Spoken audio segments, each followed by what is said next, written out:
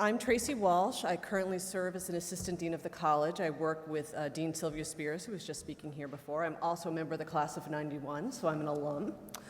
I'm delighted so many of you decided to stay here in Spalding for our first session today.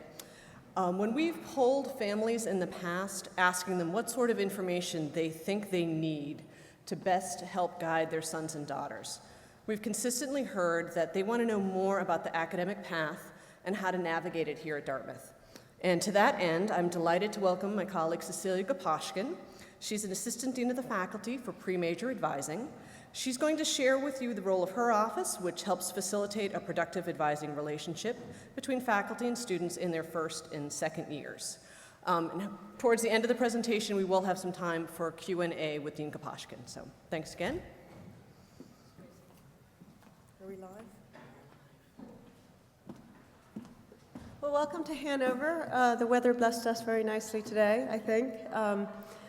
It's a lovely day, and this is my favorite time of year. The leaves are starting to change, and it's really an exciting time for me as all the students, especially the new students, come in. I have two roles at the college. Half my time I oversee faculty advising, and that's what I'm going to talk to you mostly about the sort of integration between the close student-faculty relationships and teaching and advising over the 4 years and how that changes and develops. I also am a member of the history department. I'm a medieval historian, and I teach courses on mostly the later Middle Ages, the Crusades, intellectual cultural history, and things like that. So I am a humanist at heart.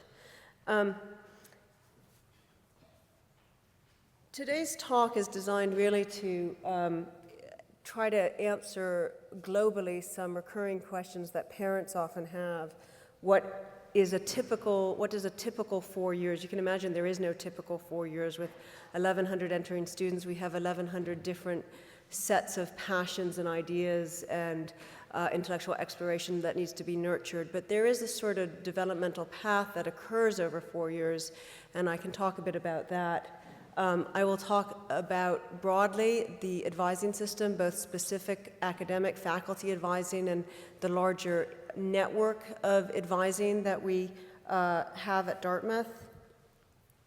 I want to tell you a bit about the way in which advising occurs and faculty interact, what the role of the first-year advisor is, and also hopefully give you some keys to how you can help your kid begin the vast decision-making process of the curricular decision-making at Dartmouth. The transition to Dartmouth can be quite radical for a lot of students. In many ways, Dartmouth is, or college in general, but Dartmouth in particular, is radically different from high school. And let me give you one way in which I tend to think about this. In high school, the curriculum was often pretty straightforward. It might depend whether a student was in honors chemistry versus regular chemistry, but English would follow English, the next stage in math would follow the next stage in math.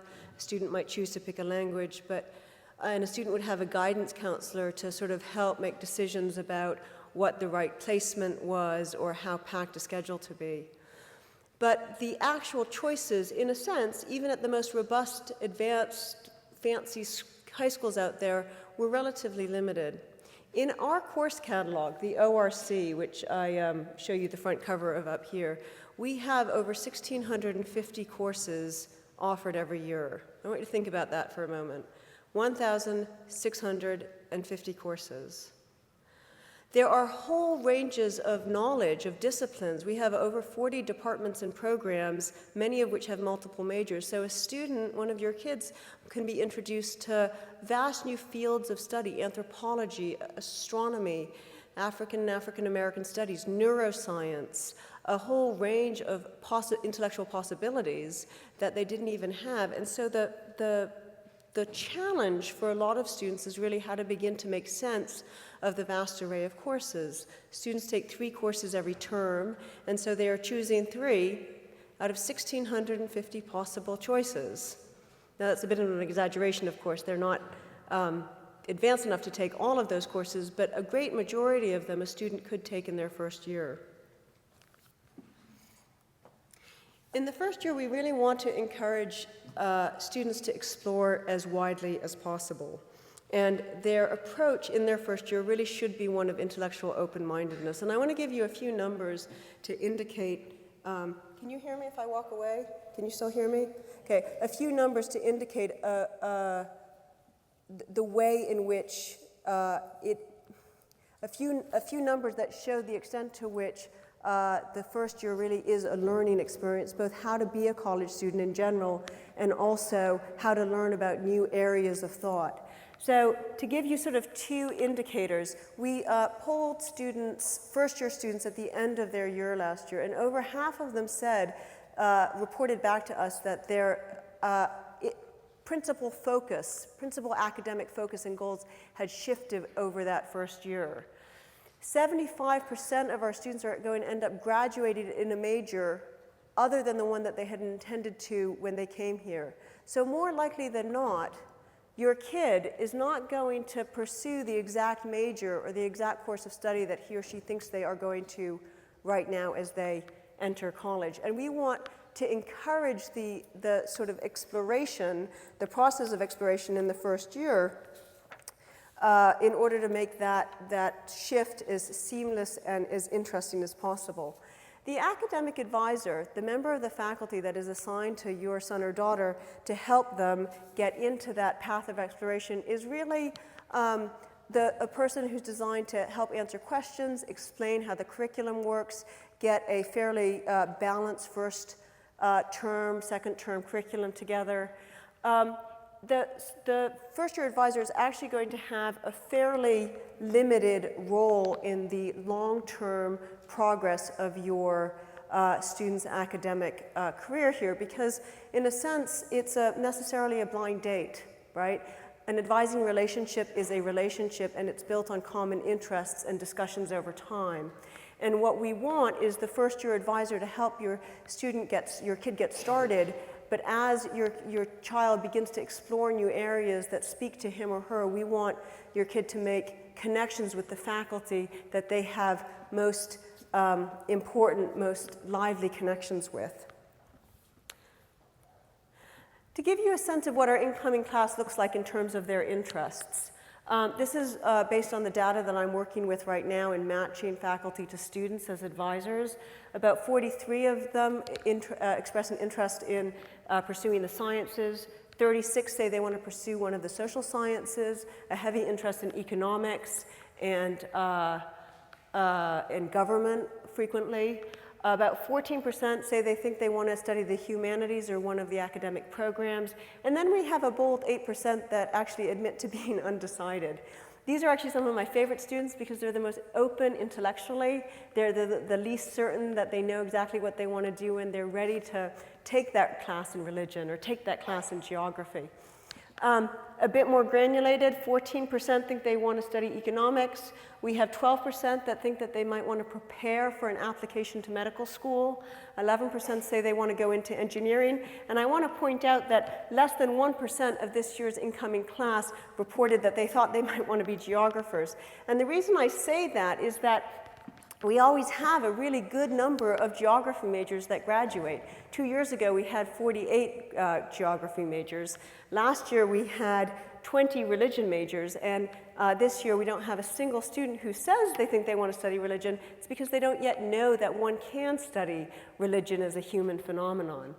So last year, 46% ended up being social scientists, 33% in the humanities and programs, and 21% in the sciences. So there is, in fact, a shifting in interests and discovery that occurs. Our biggest majors are pretty consistently the ones you see here: economics, government, psychology, brain science, biology, English, and my own department, history.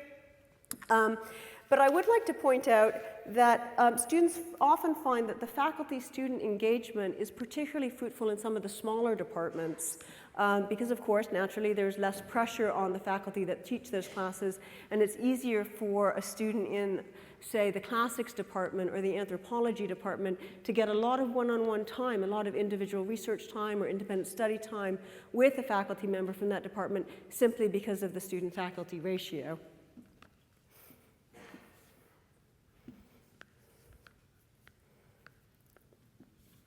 One of the things that I have come to learn in my years overseeing advising at the college is incoming students really divide into two separate classes in terms of the challenges they have in adapting to college-level academic life.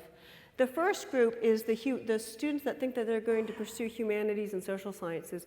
And here the challenge really is making sense of a huge curriculum, a broad array of interests, that they have perhaps a huge interest in German film of the 30s, or the anthropology of human evolution, or the beginning astronomy, the sort of range of interest that they don't know how to go about figuring out what they might be passionate because there's an embarrassment of riches. The second category are the students that come in thinking that they're going to pursue a science track, and there they are also faced with that. But in the sciences, because the tracking and the interrelationship between the sciences is quite complex, the relationship between, say, mastering calculus and starting chemistry or going into engineering, there the early decisions that they have to make are often about strategizing how to sequence courses, in relationship to one another and in relationship to their future plans. And I find that the conversations I have with each set of these students actually looks a bit different.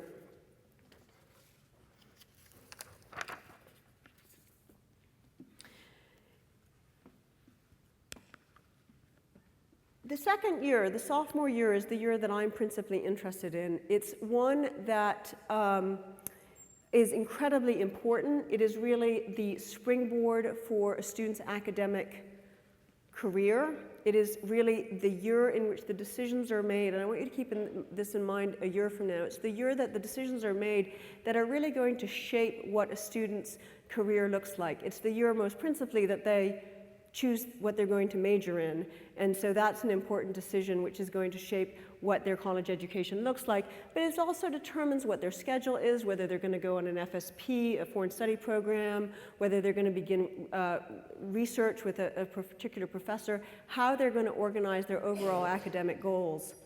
That means, in fact, I mean, there's not a single major out there that we have at the college that can't actually be begun in the second year. It can be harder if you want to start an engineering major as a sophomore because you're going to have to cramp in your classes, you'll have less flexibility.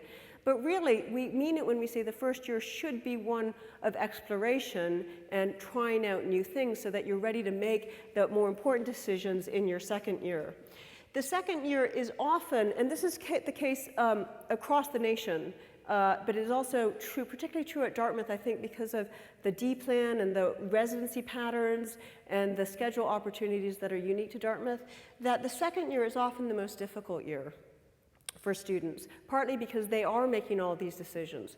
Often students will understand this socially. They will feel that they're having socially a more difficult time. Their friends are away, they're away. The excitement of the newness of the first year is gone. They're not the prize population anymore. What we see, what faculty see is, and student affairs and the deans see, is that often this is really tied up with a series of decisions about what they're going to major in and how to plan that major. And one of the biggest anxieties that I hear and I see when I talk to students is an overestimation of the relationship between what they choose as their major and what their future career possibilities are going to be. There's this assumption that somehow their choice of major is either determinative of their future career, earning potential, and success, or limiting in some way in the same measure. And this is, I think, an incredibly false assumption. It is a vast misunderstanding of the nature of a liberal arts education, and it is one that causes, because of the weight that people give to it, the weight that the students give to it, a great deal of anxiety because they think, I have to figure out all this other stuff about what I want my future to be about, which I don't even know, in order to choose this major, because that's going to determine that. And that is unnecessary angst, and it happens to be untrue, and it also robs students of one of the great moments of self-discovery and intellectual fulfillment that we hope they will have here. I want to give you two data points to help you out. We have the recent Department of Treasury has been very kind to Dartmouth graduates. Our former Secretary of the Treasury was a Dartmouth graduate. He was an English major. Our present Secretary of the Treasury is also Dartmouth graduate, and he was an Ames major, an Asian and Middle East Studies major. Neither of them were economics majors, and they both have had, in fact, incredibly interesting and fulfilling careers in the public sector and in finance. And I'm going to come back to this because this is actually something that I feel very strongly about. I see a lot of students who don't really understand what we say when we say we're teaching not content but thinking, and that the reason why you will have a good future and that employers want to employ you when you get out of here is not because of what you know, but it is because of how you think. And it is much better to think about something you would enjoy thinking about than something you don't really care about thinking about and choosing the major for the wrong reasons.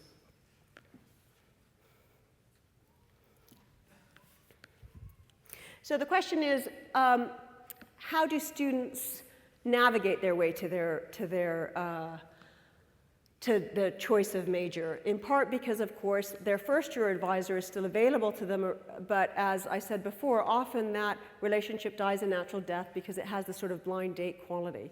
Well, the most obvious way to put this is that a student doesn't have an advisor anymore. She has potentially 400 advisors. All faculty serve as academic advisors at this stage, and students should be talking with the faculty that they're interested in working with early on. Our role as faculty, as teaching faculty, is intimately tied up with our role as advisors. Every faculty sees their role as part of the teaching faculty to be advising as well, and that takes all different shapes and sizes. That takes all different forms.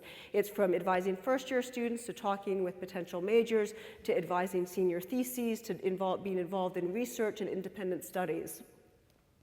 One of the things that we know from the data that we get is that almost 2/3 of our students say that the choice of major was pretty easy once they had thought it through. They knew what they wanted to major in. But planning out their major, only 1/3 of our students say that that was easy. And we get back to this issue of too many choices, too many courses, too many possibilities, too many ways you could construct that classics major or that anthropology major.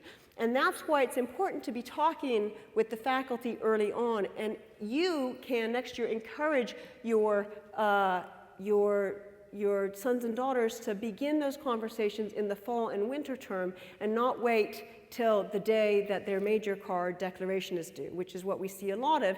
And you can imagine when I have a line of students 30 deep outside my office, I'm going to be less likely to have really good and at-length conversations about what their interests are if I have to get through 30 of them in an hour.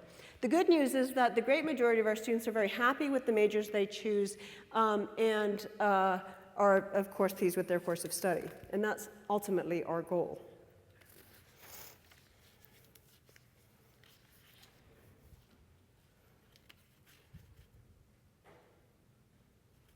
So at this stage, when a student declares their major, or potentially a major and a minor or a modified major, there are lots of different possibilities, they will be assigned a major advisor. Departments do this differently. In some departments, one faculty will advise all students. In another department, in the history department, for instance, a student asks a faculty member that they're most in line with to serve as their faculty advisor. In other departments, it might be the vice chair or a committee that will advise all students. But at this point, a student is assigned an academic advisor, a major advisor, who will see them through to graduation and try to help them make the most of what happens in the major. As a student moves into the 3rd and 4th year, really, we see them gaining increasing amount of academic focus. They're beginning to work intellectually at a much higher level. One of the ways that I tend to think of this is they stop being students and they start being academicians. They stop doing the work for me as a professor and they start doing the work for the intellectual, they start participating in the intellectual conversation of the discipline. And often the advising and the teaching relationships becomes much more focused and one-on-one, will take place in smaller classes, faculty-guided research or independent studies. One very popular program is the Presidential Scholars Program, where a student in their junior year will work for 2 terms as a research assistant, as a paid research assistant to a faculty on a project that they're doing in order to sort of teach them the higher level academic research skills. It's a very popular program and one that often leads to students understanding the nature of academic research and allowing them to work on a senior thesis in their final year. One of the other things we note, both again across the country and specifically at Dartmouth, is that students at this stage are increasingly interested in doing independent research. They're tired of learning what the teacher has to offer and then spitting back that information to the teacher, and they want to begin to get involved in generating their own questions and generating their own ideas and generating their own research. And Dartmouth, the Dean of Faculty Office, my boss in the Dean of Faculty Office, Carol Folt, has put a huge amount of emphasis and resources behind encouraging and funding independent research at this stage. We really want all students to have that opportunity when they're here. So thus far I've talked about sort of academic and faculty advising in a pretty specific sense, but I want to take a sort of larger, more expansive definition or expansive view of advising at the college. And it expands a bit on what the Dean of the College, Sylvia Spears, was just speaking about if you were here for that, that talk. We didn't coordinate, so there's a bit of overlap, but I'm going to frame it a bit differently here. Because one of the ways that we talk about Dartmouth and advising at Dartmouth is as the great advising network. Dartmouth is an incredibly robust but decentralized system of resources. Faculty are part of that network. All faculty participate in it, but there's also the class deans, which Sylvia Spears spoke about. There's a myriad of different departments and administrative programs, and I just want to call out two because they're very successful. They do a lot of this kind of mentoring and advising.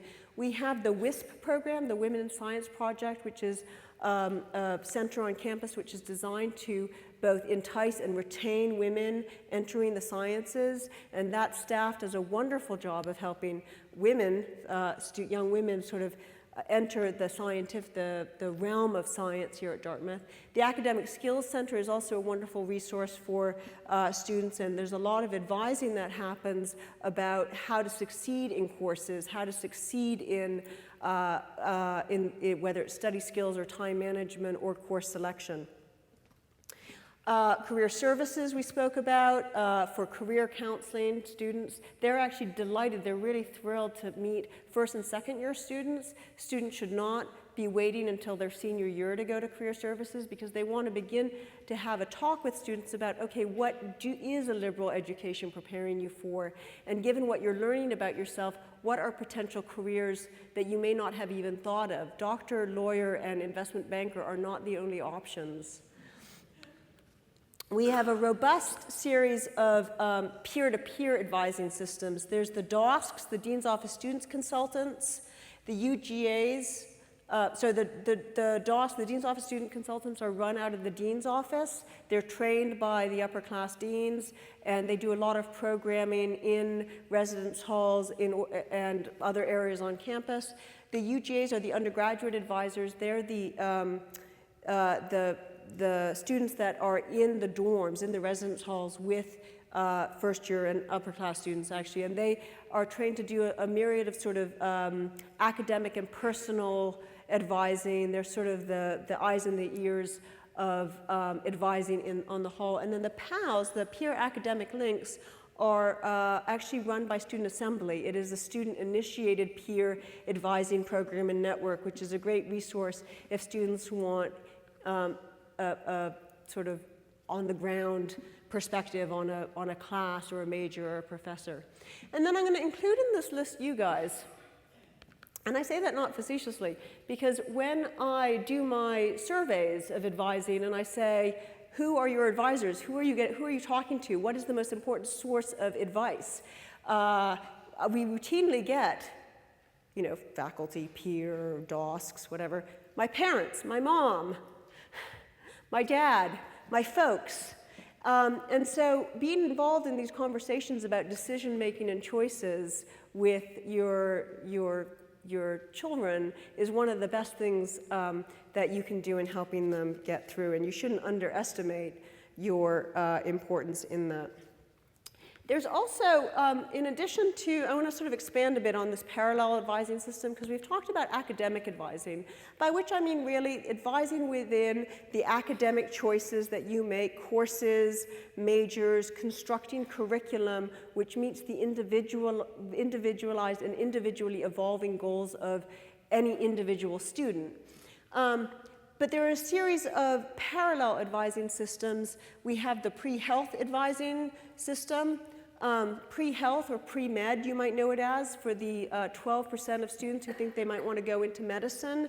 That includes, pre-dental, pre-nursing, pre-veterinary. The pre-med is a parallel advising system because pre-med is not a major, it's not an academic discipline, it's a series of prerequisites that most medical schools want to see you have. And so we have set up a parallel system of advising which starts in the first year and brings people through the application process, taking the MCATs, studying for the MCATs, asking for letters of recommendation, going through the really arduous application process for medical school. We also have out of career services a pre-law advisor that will help students navigate towards the law school, and then a series of career counselors, as we were speaking above before. I'm going to just say this quickly because Sylvia Spears spoke about it, but the Office of the Dean of Students, the deans, are, in a sense, the best resource that your son or daughter is going to have for a variety of reasons. They're the best generalists at Dartmouth. I will always have the perspective of a historian, and my friend in chemistry will always have the perspective of a chemist. But the deans will know the curriculum as a whole, and they know the resources of the college as a whole. They see the student education not from the perspective of their department or their discipline, but as a bird from above of the college and the possibilities as a whole. They're also able, in a way that the faculty might be less attuned to, less educated, less trained for, to intersect the personal with the academic, the ways in which stresses at home or an illness or cultural expectations of a certain community is going to intersect with goals. Those are conversations that students should and can be having with their deans. Every student has a dean who will see them through their 4 years, and so it's a continuous relationship and one that they should take advantage of. I would encourage you to encourage your kid to go in and just meet their dean in the first year. Make it an assignment that they do this before Christmas. The deans have a bad rap. They have the rap that it's all about discipline, that you only go see your dean if you were caught plagiarizing, you got in a fight, or somebody gave you a death threat or something. That's always problem-based. And actually, to be honest with you, I know these folks really well. They don't like doing that. In fact, it's been separated. That role, they're really trying to separate, institutionally, we're trying to separate that role from them. The reason they got into their profession is sort of a mixture of counseling and academic sort of interest in higher education. And their favorite work is talking with students about how to make the most of their time at Dartmouth.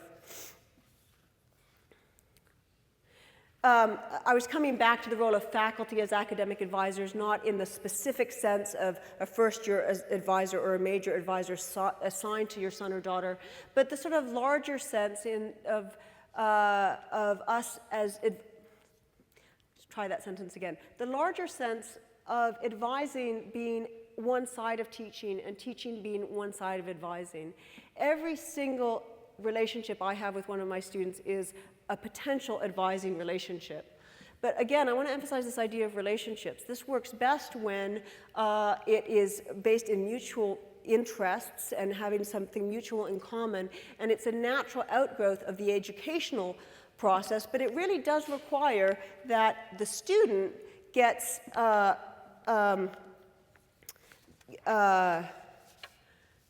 sort of gets engaged, intellectually engaged, and takes initiative for part of that process.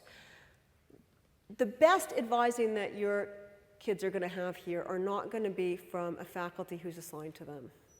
The best relationships they're going to have with faculty are going to be coming out of small seminars, out of research, out of involvement in a sort of a smaller class or a seminar, or in a class that they're really interested in. It's going to be a natural outgrowth of what it is they're interested in. And the small student-faculty, the sort of intense student-faculty teaching-student relationship that Dartmouth's brand, is what we do best, is really the other side of advising. And you should encourage your students to go meet their professors, to go to office hours, even in big classes. Go to office hours. It's not just for problems, and it's not just right before exams. We want to know our students. I hate lecturing to a big classroom because lecturing is just conveying information. I might as well give them a chapter of a book that I've just read. It should be about communicating, about getting to know each other and trying to bring your students, my students, intellectually to where I am. And that involves an exchange. So encourage your students to get into smaller classes. I'm sorry, they're my students, they're your kids. Encourage your kids to get into smaller classes, and when they're in big classes or in small classes, to go talk to their professors. Invite their professors out for a cup of coffee. We've got this great program called Take a Professor to Lunch. Every student can get a voucher to take a professor once a term to the Hanover Inn for lunch. And I love this because I always get the lobster club or the shrimp cocktail, and I always have dessert. But it's a really nice opportunity to talk informally, but about the kind of things that we want our students to be talking with our faculty about all the time.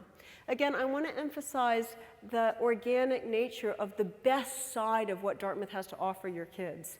And I want you to encourage your kids, my students, to take their share in that and to sort of take the initiative and be interested in getting to know the faculty. All right, so here's where I'm going out a bit on a limb. Instead of just describing the advising process at Dartmouth to you, I'm hoping you'll permit me to give you a little bit of advice from what I've seen from my vantage point in doing this. The first year, students really have to learn to become college students. And they should take some risks, and they shouldn't worry too much if it's hard. It should be hard. If they already knew how to do it, we would have nothing to offer them. It will take them a year or so to learn how to be a college student.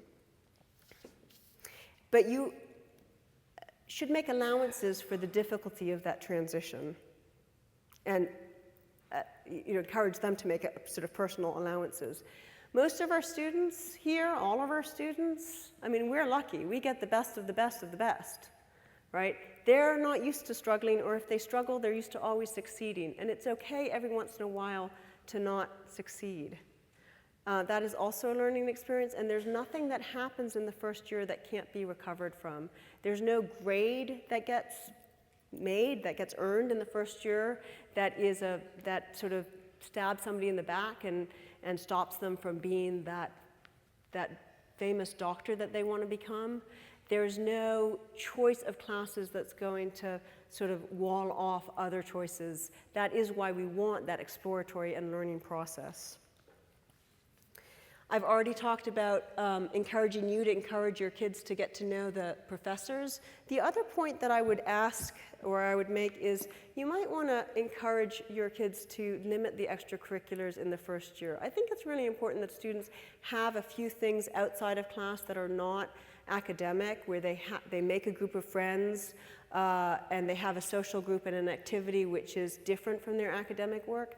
But one of the things that I note is that students overburden themselves. And when I see problems in the first year, it's often students who have gotten so involved in student assembly and mock trial and model UN and shadowing doctors at the hospital and 17 their varsity sport and 17 other activities that they can't keep up with their schoolwork.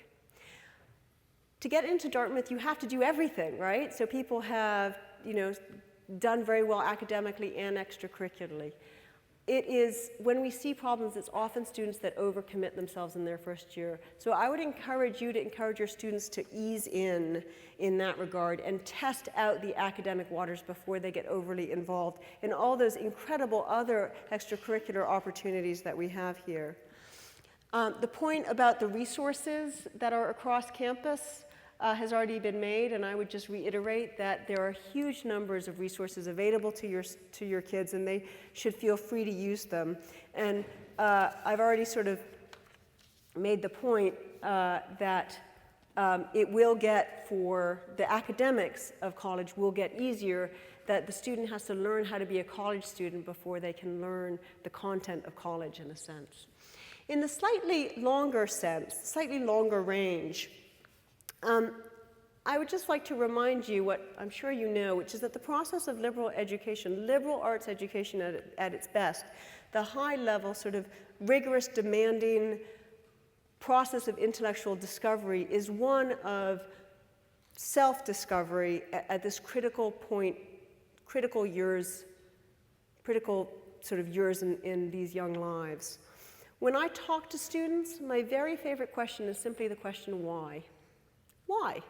Sometimes you have to ask it 3, 4, 5, 6, 7 times before you start to begin to get an answer. But it's a useful question because we want students to be making their decisions, academic and otherwise, deliberatively, intentionally.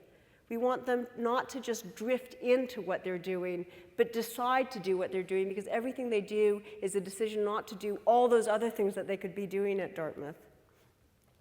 One of my saddest experiences is when I ask a student why, and they say, because my parents want me to. And if you hear that, or you think you're giving that impression to your son or daughter, I would just ask you to think about that. This is the time where they get to learn to be, they learn themselves, they become aware of themselves, their own talents and their own interests, so that they can make their own decisions for their own happiness. One of the things that I will say to you is that we give your kids a valuable education. We have very, very few students who write back to us that they're homeless. Our students do amazing things. I will cite again Henry Paulson and Timothy Geithner, both of whom did classic humanities degrees. There is the misunderstanding that you are training for a profession. That is not a liberal arts education. A student in a liberal arts education is not training for a profession, they're training to think. And what we teach is thinking, and we teach that if it's in German or in biology or in anthropology or in classics or in chemistry. It's an issue of critical thinking, of learning how to read and write and communicate and research and analyze and understand, apply creativity to a body of knowledge to come up with something new. That's why our graduates end up doing extraordinary things. There was a book that came out about, I don't know, 5, 6 years ago called Our Underachieving Colleges by Derek Bach, the former president of Harvard. Really interesting book. And one of the things he grapples with is the idea in this very competitive age of the relationship of, is a student wiser to get a technical degree in marketing or in accounting or a liberal arts degree, which is less obviously about accounting or marketing. And the data is mixed, of course, because that's the nature of knowledge and data and experience. But the trends seem to indicate that right out of college, students who have a technical training of this kind, a content training, a training which is about what you know, they start with higher salaries and they begin a track that goes like this, right?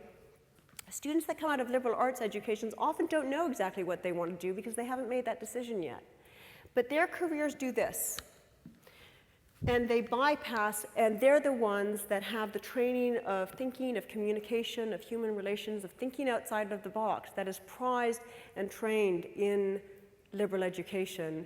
And they're the ones that become the CEOs and the VPs of, we were just talking at a faculty luncheon earlier today in a sort of different venue about advising, and We had one German major who's now the VP of GAP, the vice president at the GAP. He was a German major. And then my friend Jane Carroll, who teaches art history, said her best friend from college at Smith was a French major, and she is now VP at New Balance Shoes.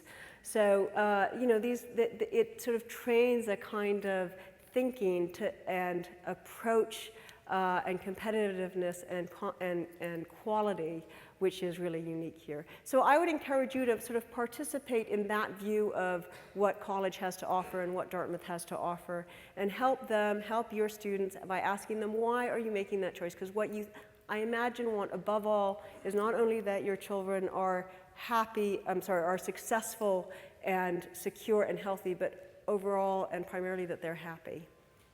Thanks.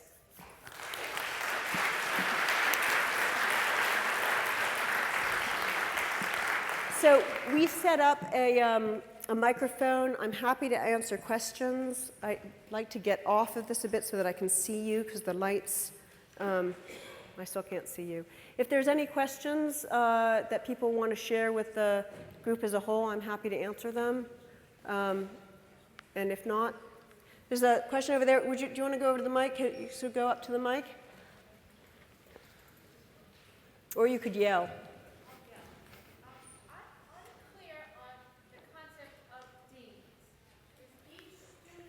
I can hear you, but you want everybody else to hear you. I'm unclear on the concept of deans. Okay, so in the Dean of Students office, there are, I can't remember, is it 5 or 6 deans? And each dean, these are the Dean of Students, each dean is given a section of each class and is the primary contact for those students for those 4 years. So each dean has a bunch of students from every year, and will work with that student one-on-one throughout the year. So let me give you an example. Say a student it's winter term, and a student isn't feeling well and is having a hard time going to class, and it misses a couple classes. I've noticed that a student isn't in my class. I would email their dean, and their dean might make contact to the student and find out that he's been sick and in bed and is running a fever, and get them to go to Dick's house, and they'll find out they have mono and in fact shouldn't be going to class. But then there's this thing that class continues, right? And content keeps getting said, and there's stuff to learn, and there's exams.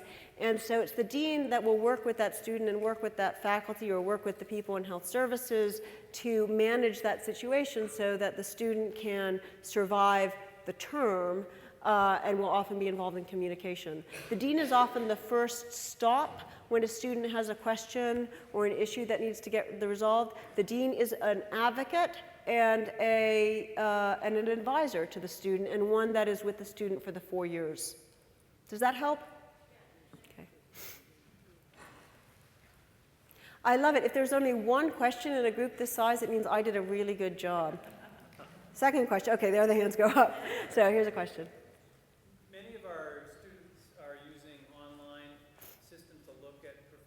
Mm-hmm. And look at courses. Any advice on that topic? Okay, so the online system I suspect you're talking about is called the Student Course Guide. And in one sense, it's great. It's set up by the Student Assembly, so it's student-to-student run, and only students have access to it. So I, as a teaching faculty member, can see the comments about my classes, but I can't see the comments about any other classes. So it's really a student-to-student network. That said, it's not required of students to enter things, and so it's parallel to the other student evaluation system that's run by the college, which is for formal tracking of the teaching at the college. And it has the quality often of being either people who love you or people that hate you. And so if your son or daughter is using that, you might just encourage them to think about how to think about, say, those 2 responses out of a class of 70, how valuable those would be. But I know students really do rely on that hugely. I think faculty sometimes worry that they over-rely on that. I would say at this stage it's a bit early. I would prefer to see your son or daughter talking to sort of their advisor or one of their deans. We'll have group advising tomorrow. There's a myriad of moments at which they can talk to people. But again, sir. What do we need to do to get academic disclosure, and what does that entitle us to if we get the consent? Don't know. Dean? Do I have a dean here? I saw Linda. Did you know the answer, Terry? Academic disclosure? I mean, does our daughter need to sign off? Does she need to consent? So that's what I assume. That's what's been the case at other She should schools. check in with your dean on that. They're going to cover that in the course of orientation with the students. Okay, so we can't get it today before we leave? My understanding. The student will deal with it as they go through orientation. Okay. It's something they can do. Do you know what that's going to entitle us to? I do not know. Okay. What I do know, again, I'm limited in my information, but I believe the practice is that the first term grades are sent home to you, and then after that, it's up to your son or daughter to share those with you. Okay. Unless we get the consent, right? I hate not being able to answer questions. Good, we have other parents in the audience who can answer questions. Yeah, ma'am. I love the myriad of study abroad and exchange program options people have, but I am baffled how you do that as well as follow a major. Let's say you're a pre-health major, and you wanted to do an LSA, for example, and let's say you also wanted to do research. How and when do those Right. things get sorted out? So it's possible, and a lot of students do a major, a classics major, a pre-health curriculum, get involved in research, and do foreign study. That is the well-organized student, and it's the student who knows that they want to do that early on or who gets really lucky. The issue is that there is so much on offer at Dartmouth that choices do have to be made. And so it might be a question of making a choice between off-campus program and independent study. Though I know a lot of students who have done it. It may depend on how many credits your son or daughter, somebody has coming in, for instance.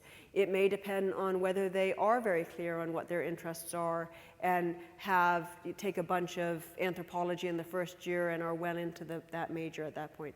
It may depend on whether they major in, I'm thinking of the pre-health issue, if their pre-health requirements overlap with some of their major requirements. So it might be easier if they're a biology major than if they are a classics major.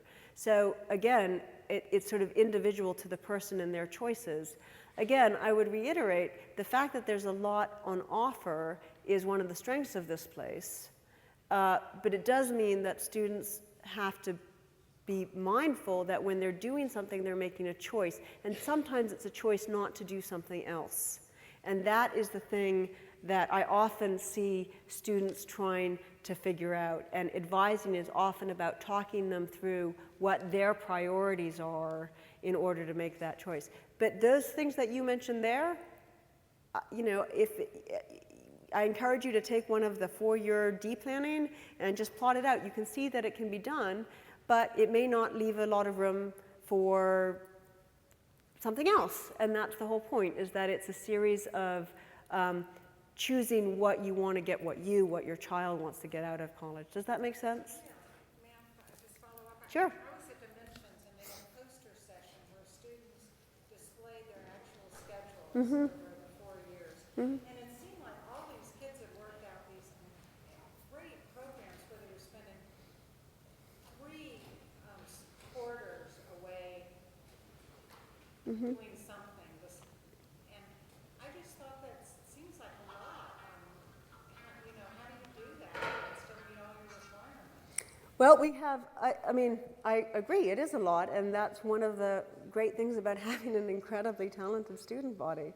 The fact is that they do it. They graduate. We have a high graduation rate, and we have an almost unparalleled graduation rate, and students manage it through organization and decision making, and I mean, it's the fact that you saw it on display is a sort of example of the fact that it happens, and you should pursue those opportunities.